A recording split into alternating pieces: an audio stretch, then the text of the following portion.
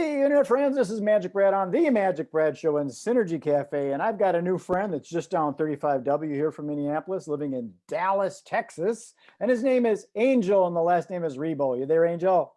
I am here indeed. Thank you for having me, Magic Brad, and thank you everybody who's listening to us today. How was the weather down there? I understood you guys got some of our Minnesota snow down there a while ago. Oh, come on, don't remind me. That wasn't the worst thing, right? The worst thing was having no power for a long time. Yeah. So weather today is we have some clouds and it's sunny, and we were 49 at the beginning of the day. So probably right now we are over 50. You got the power back. Oh yeah. But the funny thing is that we're having internet outages. Oh sure. Yeah. So Those we have to get ready for that. Hopefully this will go smoothly. Yeah. Absolutely. No. I mean, the thing is, how to say this? You would never imagine that you would be 35 degrees inside your house. I mean, it's like crazy stuff. And how can we possibly do that? You see your breath? It was dark, so I don't remember. Well, Angel, I don't do these real long. I keep them kind of condensed. And oh, please, absolutely. I'm all about it. Please. Absolutely. Thank you. How long have you lived in Dallas? For 10 years now. Okay, deep roots. Yeah, it's a great place. It's a great place. Yeah, absolutely. And you're married and got kids? You're a single? I'm married. I have 3 kids. Okay. 2 live at home. The other one left already. So yeah. So I mean, we are excited. We love it here. We're very, very into the community. We are volunteers in local hospices, volunteers in the schools. So we are all in here. I mean, we love it here. We are north of Dallas, actually, in a place called Plano, and it's a. Oh, that's where they make the tackle boxes, the fishing tackle boxes in Plano, Texas. It can be. I don't know. I should be a fisherman. Oh, the tackle boxes. Oh, okay. Oh, okay. Yeah. I think it's the second person that has told me that before. It could be. But there's so many headquarters of large corporations right now. So many things happening in the area that probably like the ones that have lived here, probably they are more like acquainted with former companies, like companies that have been Sure. Well, forever. I'm 63, almost 64 years old. So I'm talking way back when I was a teenager going fishing. I remember I had a plastic Plano tackle box and wow. Okay. Plano. So who would have thunk it? So tell us a little bit about. I mean, let me tell you something. We've been here for 10 years, and there's places that when we came here, there was nothing built. Mm-hmm. And as you know, Texas is the second largest state in the union. Wow. So there's so much space to fill, that we are in. I mean, it's amazing the amount of companies and headquarters that are relocating every single year. It's also fascinating how fast they can build buildings these days. Yeah, true. Yeah, very, not like very brick true. by brick by brick anymore. They take them big slabs and put them up, and poof, they got a warehouse. I agree. I agree. I don't know what's going to happen with the space, with the office space right now, with all the virus and everything. But anyway, people will figure it out. I mean, we're business people, so everybody figures out what to do with the surroundings. But it's a great area. It's an international area. There's people from many different places in the world here. Very important, high-tech industry. So again, multicultural. This is really a melting pot of cultures here in Plano, Texas. Do you consider yourself an entrepreneur? I do. In the business world? Totally. Yeah. You got that entrepreneurial spirit, and we will innovate and adjust. My background is in the event industry, events, travel, and tourism. Guess what? COVID doesn't like that. That said no. So I had to innovate, and that's why I'm doing a lot more online things like this, just staying out there, making it happen. So tell us a little bit about your business and what you do. Thank you. Absolutely. So basically, both corporate CEOs and established entrepreneurs, they hire me to bridge the gap globally for expansion and exposure. Basically, I help them grow or accelerate the growth of their businesses through strategies related to going global, basically. Mm-hmm. And basically, it's two very, very defined parts. One is, exposure. It's all about how do you get the right exposure in the right market at the right with the right target, right? Mm-hmm. And the other one is how to get, basically, it's more like business development. how to find the right clients or partners or partnerships or distributors or resellers. It depends on what service or product you're providing. So you work with a lot of different type of people, I'm sure. And Yes. do you run into like the old school guys that want to do like radio and TV because that's what works, and they won't innovate into a different way? Well, I haven't had that conversation, but I definitely deal with old school guys. And I think that everybody is so sensitive already about online, that, I mean, I have been offered myself to have a show on a radio station. But obviously then it's all about, I would have it if I could bring my clients on, and then I could help them, publicize their system, their products and services, right? So it all depends. It all goes down to the audience that you are serving. But I think that right now, even the older schoolers are really, they know that they have to be online. And to that purpose, actually, I use LinkedIn extensively. Yeah. I use as you probably have seen, I mean, I'm very active on LinkedIn. I have 27,000 connections. I literally interact with a few, over, now that I counted, it's over 1,500, almost 2,000 people on LinkedIn interacting every single week, literally. Wow.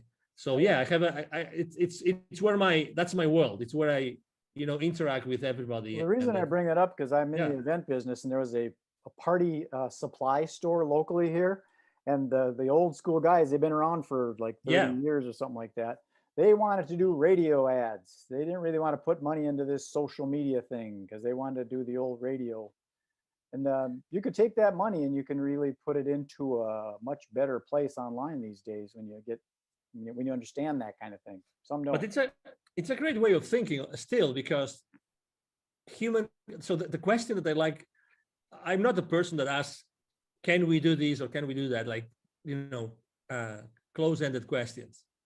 I'm more the kind of guy that asks my clients, my partners, I ask, how can we?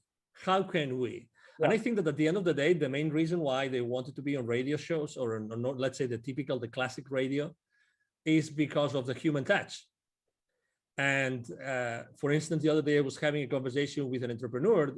He wanted me to help her launch a show online.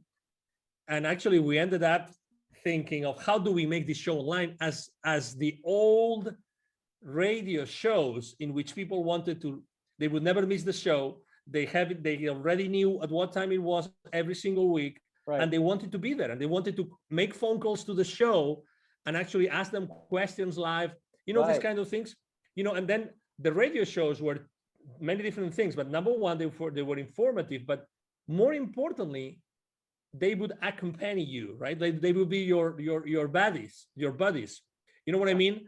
If you felt kind of alone or you didn't know what to do, you would go to those programs because you like the host or co-hosts, right? And it's a place where you wanted to be heard and you were curious about the questions of others. So if you realize this, it's like, how do you keep the human connection alive, having an online interaction? That's the question I'm answering myself for my clients every single day. That's exactly what I do. Yeah, it's the human engagement, and like you said, the Q&A kind of thing where you're actually talking and solving problems, and so it might be more applicable. So it's always good to ask those open-ended questions, the who, what, where, when, how, why, to get information in rather than saying this is the way it should be. Yes, sir. Exactly. Are there any specific niches that you work in? Do you work in like that's a great question. Real estate? That's a great question. To be honest, historically, I was working with literally every single industry. Today, it's more related to the mindset of the owner, CEO, entrepreneur, more than to any industry. I really don't think there's any industry I have not worked. To be honest. So you prefer to work with the owner operator rather than going through the red tape of the committee and the board and all that kind of stuff? No, that's a great question again. No, I don't mind, because I'm good. I'm good physically. Let's say I like to have the face-to-face, Yeah. So that's where I am really, I mean, if I may say, right, humbly speaking, good at. I'm good at being face-to-face with people, talking to people, listening to people, and understanding what they want so that I can provide them with what they need. So to your question, I really like when there's a structure already in place, because that makes things easier. But Sure. that's for corporations, right? But I work a lot with entrepreneurs. So, it's all about the mindset of the person you're working with rather than the kind of company, either size or industry, really. Sure. Yeah, because sometimes people are concerned about their competition, Yeah. and maybe there is no competition. You're just in your own lane. Depends on how Yeah. fast you want to drive. But yeah, and that's one of the reasons why, for instance, last year here in the Dallas business arena, I was helping an accelerator with their entrepreneurs and startup owners. And we did a couple of webinars throughout the year, last year, about pivoting in times of crisis. And a lot of entrepreneurs, while pivoting, is like you are starting over your business, right? Somehow. So they were afraid of, oh, is there competition or there is no competition? I think that's the wrong question, very, very humbly speaking, okay? I think that's the wrong question. The thing is, I mean, do I really like what I'm going to do or to sell? Mm-hmm. Do I have the expertise? Is there an audience for this? And are they going to pay for it? If you're able to answer those 4 questions, then the competition really becomes irrelevant. Because Correct. If you're able to do yourself, you're able to do something better than the competition, if there's competition, then you're going to thrive. So the question is rather not if there's competition, is how can I differentiate myself? And again, I also believe that the same way I told you before that I don't pick like industries, or I don't pick company sizes, or profiles. I pick mindset. I think it's the exact same way. I think that even if you provide the same service as someone else, I think that you are going to be, there's still going to be an audience, because people will like you as opposed to someone else. You know what I mean? I agree. So let's say you and I, we both provide the same service. By nature, there's going to be people that naturally will be attracted to you, and other will be attracted to me. Sure. Just because of who you are, even because of your physical appearance, the way you speak, your accent. I mean, there's so many variables. I mean, your experience in life, right? There's so many things. I agree. So that's why I think that it all depends on how badly you want to do this, how really enthusiastic and passionate you are about providing a specific service or selling a specific product, rather than the competition. I'm very skeptical about cutting someone's wings because of the competition. Very skeptical. Yeah, I've never really understood the competition in business, because if you look at it, McDonald's and Burger King and Coca-Cola and Pepsi are still there, so nobody's won. There is no goal. There's no end goal like there is in a sports game, where there's a goal and a time that runs out. And there are more and more. It's funny that you mentioned this, because if you go to the central markets or to the Whole Foods markets and these places, you will see that there's probably like 4 or 5 more brands of cola, of cola, refreshment. Yes. There are already. And if you go, actually, I remember when I was still living in Latin America 11, 12 years ago, there was actually a very, very popular soda brand that was from Peru that was competing head to head with both Pepsi and Coca-Cola. And that was, again, 12 years ago, and they started 20 plus years I'm in ago. agreement with that. I think it's, if your mother and father competed, you wouldn't be here. Exactly. You got to work together.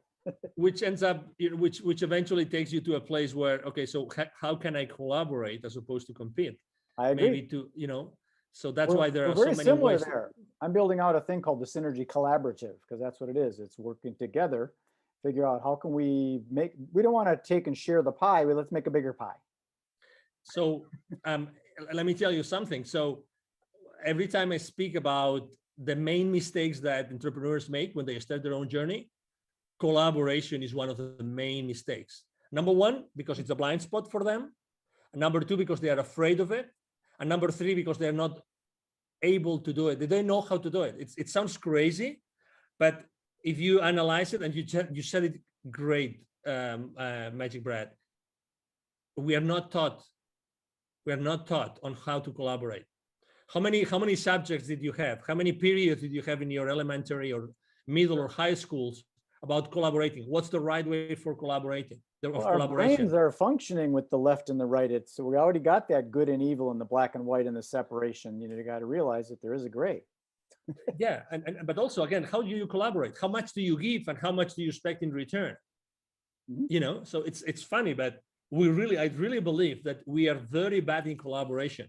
Very bad. I agree. It's an under. You kind of wonder, okay, I put in 100 hours. You only put in 70 hours, and how come we're splitting 50-50? Yes.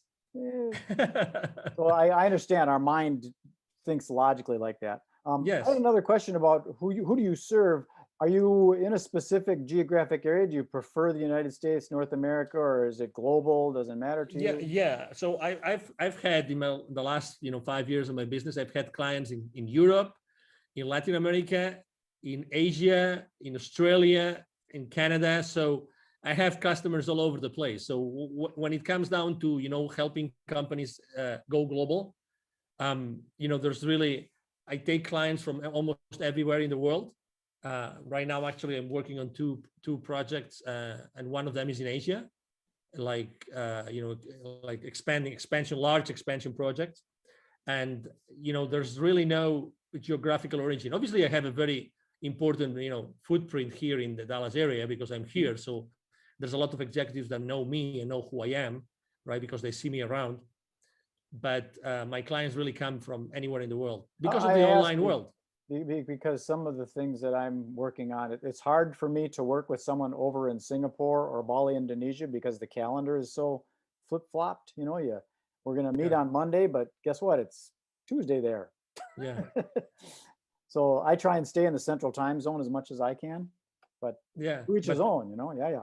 I just had a conference call video conference call at 9:30 a.m. here in Central, and it was really late at night for them. But we try to compensate. We try to do like late for me, late for them, late for me, late for them. So we try. I like the way you operate because it's kind of doesn't matter because over on the other side of the planet you got early morning people and they got late night people. It depends on the vibe and stuff. So it sounds like you're very open to whoever wants to work with you. I am. Done. Yeah. That's true. So yeah, I mean, typically, I have to say I work a lot of hours. A good day for me is a day in which I have a 2 or 3 hour break in the middle. Okay. So I see my day in 2 big chunks, really, because of that.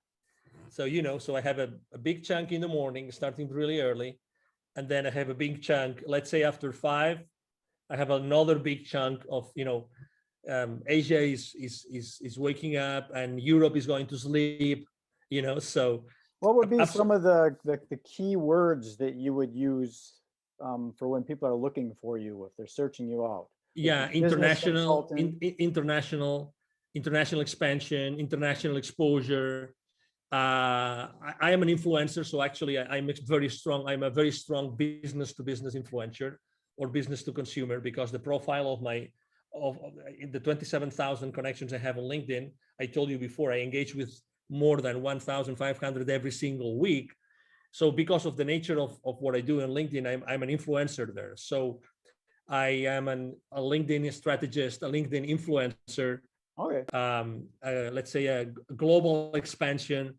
Those would be the keywords. Yeah, LinkedIn is a whole nother world. I got a friend locally here that wrote a book on it. He calls himself the LinkedIn rock star. Mike O'Neill. I don't know if you know that name. I've heard his name. Yes. He's definitely a Mike O'Neill. Okay. Lives here in Minneapolis. Used to be out in Denver, but he's really heavy into LinkedIn Navigator and helping lead generation for his clients. That's what that's good. Generation through LinkedIn. I do a lot of that. Magic Brad. A lot. It's a big world out there, Angel. It's a big world. Yeah, it's a big world, but it's becoming smaller and smaller. Well, I think it's important to, sometimes niche down. Myself, I'm working on what I call narrowcasting rather than broadcasting. Yeah. Trying to stay within the central time zone so that we're all working on the same time frame. And in the event industry, so I'm specific to the event industry, ideally right here in the Twin Cities. So suppliers of events and people that plan events. So I'm pretty niche down, but inevitably you get into this, oh, that looks interesting. I should sell that software to real estate agents. And you get lost sometimes. Yeah. You gotta put the blinders on and stay focused. Yeah, I agree. I have a hard time with that. Yeah. So tell us, how do we get a hold of you if someone says, that sounds interesting, I want to expand my business globally? How do we get a hold of that angel guy? Thank you. Absolutely. So it's very easy. As I said before, I'm actually very active online. So it's going to be, if you Google my name, you will see all my social media outlets and posts every single day, every single day. Right here, Angel Ribo. Thank you. Yeah, that's my LinkedIn profile. Right Thank you. there. If it looks like that, that's where you go. Exactly. Thank Already. you. So you can go to LinkedIn but the easiest way to reach out to me directly is through my email address. Every single day, I answer every single message. I have a team behind me. Otherwise, it wouldn't be possible. My email address is very simple. It's Angel, like my name, Angel from Heaven, right? ANGEL, and then at angelribo.com altogether. Angel Ribo, my last name is spelled like RIB as in boy O.com. Again, Angel at angelribo.com. That is easy. 4 letters, Ribo. Yeah, very easy. Very easy. Well, Angel, I'm going to sign this off and then beam it up to the you. universe and propagate it out to that Thank global you. international world. And we'll see if we can hook some fish. Magic Brad, it's been a pleasure to be here. Thank you for the opportunity to be, in front of your audience and to be able to have this conversation. I really liked it and enjoyed it. As you said, it's very natural. I think that it's people are really want to see or listen to authentic conversations with no hidden agendas nor anything, just being yourself and myself and being ourselves here, trying to inspire. And everybody listening to us, obviously, thank you very much for being with us today. I agree. I think a lot of the business gets closed on the golf course or, at the watering hole as opposed to in the seminar room. I agree. Okay, Angel, thank you very much. Be well. Thank you. You have a good day.